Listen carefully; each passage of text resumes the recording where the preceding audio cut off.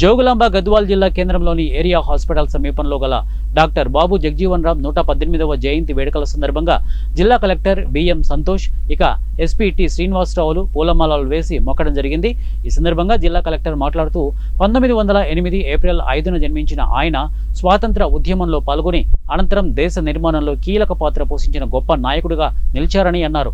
సామాజిక న్యాయం కోసం అహర్నిశలు శ్రమించి ప్రతి ఒక్కరికి మార్గదర్శకంగా నిలిచారని షెడ్యూల్డ్ కులాల అభివృద్ధి శాఖ ఆధ్వర్యంలో నిర్వహించిన డాక్టర్ బాబు జగజీవన్ రామ్ స్వాతంత్ర సమరయోధుడిగా మాత్రమే కాకుండా స్వాతంత్ర్యం అనంతరం భారత నిర్మాణంలో అపూర్వమైన సేవలు అందించిన మహనీయుడని అన్నారు।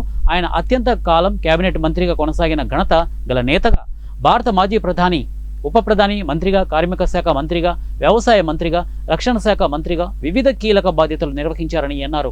వ్యవసాయ మంత్రిగా పనిచేసి గ్రీన్ రెవల్యూషన్ను సమర్థవంతంగా అమలు చేసిన వ్యక్తిగా బాబు జగజీవన్ రామ్ భారత చరిత్రలో నిలిచిపోయారని అభిప్రాయపడ్డారు।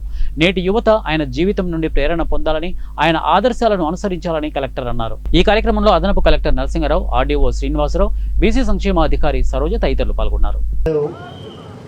చేసిన సాధన అంటే మనకి ఇండియాలోనే లాంగెస్ట్ సర్వింగ్ క్యాబినెట్ మినిస్టర్ ఉన్నారు, తర్వాత డిప్యూటీ ప్రైమ్ మినిస్టర్గా కూడా పనిచేసినారు।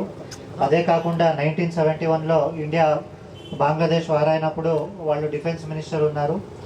అలాగే అగ్రికల్చర్ రెవల్యూషన్ కూడా ఉన్నప్పుడు అగ్రికల్చర్ మినిస్టర్గా కూడా పనిచేసినారు।